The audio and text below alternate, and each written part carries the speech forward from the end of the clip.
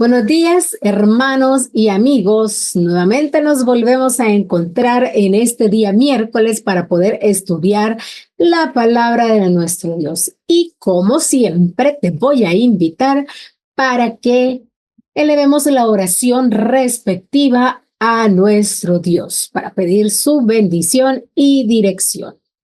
Oremos. Padre nuestro que está en los cielos, santificado, glorificado sea su nombre.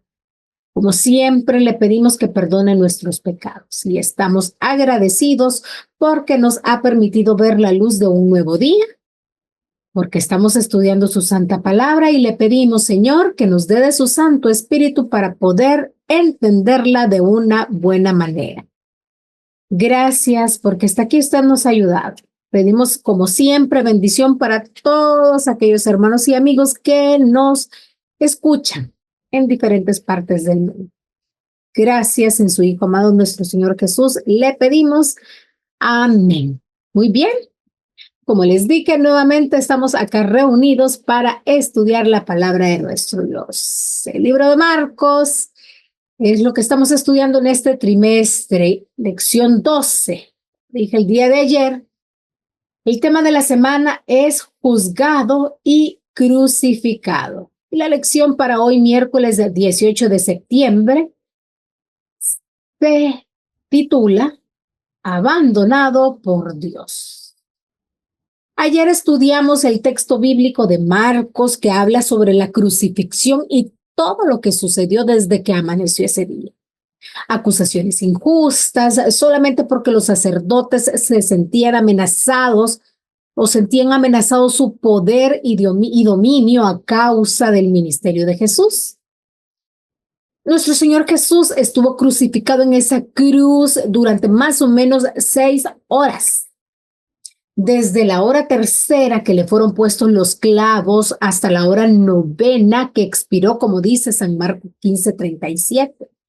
Quiero hacer un paréntesis. En la página 33 del libro Cristo en su santuario dice que el servicio diario en el tabernáculo consistía en el holocausto o sacrificio matutino y el vespertino. Y Jesús fue clavado en la cruz a las 9 de la mañana y expiró a las 3 de la tarde, representando de esa manera ambos sacrificios que se realizaban en el templo. Yo no creo que sea una casualidad. Cerramos paréntesis porque el tema de ahora es otro. Y continuemos con el estudio de este día. Durante estas 6 horas hubo un acontecimiento a la 6ª hora, es decir, alrededor de las 12 del mediodía. Y ese acontecimiento es el propósito de nuestro estudio de este día. Y el texto bíblico para el estudio lo leemos en Marcos capítulo 15, versículos del 33 al 41. Y nos dice, y cuando vino la hora de sexta, fueron hechas tinieblas sobre toda la tierra hasta la hora de nona o novena. Y a la hora de nona exclamó Jesús a gran voz diciendo, Eloi, Eloi, Eloi, lama sabactani. Que declarado quiere decir, Dios mío, ¿por qué me has desamparado? Y oyéndole uno de los que estaban allí decían, he aquí, llama a Elías. Y corrió uno y empapando una esponja en vinagre y poniéndola en una caña, le dio a beber diciendo, dejad, veamos si vendrá Elías a quitar. Mas Jesús dando una grande voz, expiró. Entonces el velo del templo se rasgó en 2, de alto a abajo. Y el centurión que estaba delante de él, viendo que había expirado así clamando, dijo, verdaderamente este hombre era el Hijo de Dios. Y también estaban algunas mujeres mirando de lejos, entre las cuales estaba María Magdalena y María la madre de Jacobo, el menor, y de José y Salomé, las cuales estando aún en Galilea, le habían seguido y le servían, y otras muchas que juntamente con él habían subido a Jerusalén. De acuerdo al versículo 33, hubo tinieblas en toda la tierra desde la hora sexta hasta la hora nona o novena, es decir, desde alrededor de las 12 del mediodía hasta las 3 de la tarde. Como se dijo el día de ayer, algunos dicen que la oscuridad se debió a un eclipse de sol, pero no pudo haber sido un eclipse de sol ni una llena, recordando que la Pascua siempre se celebraba en la luna llena del mes de Nisan. La oscuridad de ese día fue algo sobrenatural. Entonces, el versículo 34 dice que Jesús exclamó, Jesús a gran voz, diciendo, Eloí, Eloí, lama sabactani. Dios mío, ¿por qué me has desamparado? Y volvieron a ofrecer vinagre, pero de nuevo Jesús lo rechazó. Los sacerdotes que aún estaban allí por temor a que se pudiese escapar Jesús en la oscuridad, con amargo desprecio y escarnio dijeron, a Elías llama a este. Y es que Elías era considerado, según la tradición judía, como dijimos el día de ayer, por así decirlo, el santo patrono de los piadosos en su hora postrera. Y estos sacerdotes, burlándose, propusieron aguardar para ver si acaso lo que ellos habían entendido erróneamente, que Jesús recurría a Elías, obtendría como respuesta la venida de dicho profeta para aliviar el sufrimiento de Jesús o aún más para librarlo. Esto es lo que sucedía alrededor de Jesús, pero ¿qué sucedía con Jesús? El espíritu de profecía lo describe de la siguiente manera. En el deseado de todas las gentes, en el capítulo 78, en el título El Calvario y en la página 703, el Inmaculado Hijo de Dios pendía de la cruz.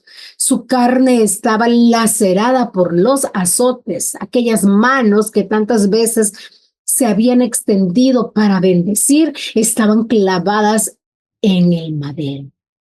Aquellos pies tan incansables en los ministerios de amor estaban también clavados en la cruz. Esa cabeza real estaba herida por la corona de espinas. Aquellos labios temblorosos formulaban clamores de dolor. Y todo lo que sufrió, las gotas de sangre que cayeron de su cabeza, sus manos y sus pies, la agonía que torturó su cuerpo y la inefable angustia que llenó su alma al ocultarse el rostro de su Padre, habla a cada hijo de la humanidad y declara, por ti consiente el Hijo de Dios en llevar esta carga de culpabilidad. Por ti saquea el dominio de la muerte y abre las puertas del paraíso. El que calmó las airadas ondas y anduvo sobre la cresta espumosa de las olas. El que hizo temblar a los demonios y huir a la enfermedad. El que abrió los ojos de los ciegos y devolvió la vida a los muertos. Se ofreció como sacrificio en la cruz, y esto por amor a ti. Él, el expiador del pecado, soporta la ira de la justicia divina y por causa tuya se hizo pecado. No hay duda que el grito de Jesús fue una manifestación de desesperación y soledad. Jesús sintió en ese momento la separación de su Padre. Recordemos que Jesús estaba cargando con todo el pecado de la humanidad y Dios aborrece el pecado. Y por eso el Padre se separa un instante de Jesús y él percibe esa separación. Nuestros pecados hicieron que nuestro Salvador sufriera el trauma de sentirse desamparado por su Padre justo antes de la muerte. Quiero llevarlos a leer algunos versículos del Salmo 22, que nos demuestra el sentimiento del salmista y que es un fiel reflejo de lo que Jesús sentiría siglos después en su crucifixión. Dice el verso 1, el músico principal sobre Ajelet Zahar Salmo de David. Dios mío, ¿por qué me has dejado? ¿Por qué estás lejos de mi salud y de las palabras de mi clamor? Dios mío, clamo de día y no oyes, y de noche y no hay para mí silencio. Mas yo soy gusano y no hombre, oprobio de los hombres y desecho del pueblo. Todos los que me ven escarnecen de mí, estiran los labios, menean la cabeza diciendo, remítese a Jehová, líbrelo, sálvele, puesto que en él se complacía. Luego dice el versículo 11 de ese Salmo 22, no te alejes de mí, porque la angustia está cerca, porque no hay quien ayude. Partieron entre sí mis vestidos y sobre mi ropa echaron suerte. Mas tú, Jehová, no te alejes, fortaleza mía, apresúrate para mi ayuda. Luego el versículo 37 leemos que Jesús expiró y en otras versiones dice que entregó el espíritu, alusión que hace para referirse a la muerte. Quiere decir entonces que Jesús había muerto. Aunque se había retirado de él la sensación de la presencia de su Padre y mientras colgaba de la cruz, desapareció de Jesús esa sensación de abandono. Jesús no murió derrotado. Él estaba plenamente consciente del triunfo que había logrado y confiaba en su propia resurrección. Y el velo del templo se rasgó en dos partes y quedó al descubierto el lugar santísimo, donde solamente el sacerdote podía entrar. Esto no fue hecho por manos humanas y ocurrió a la hora del sacrificio vespertino regular, cuando el sacerdote estaba a punto de degollar al cordero del holocausto diario.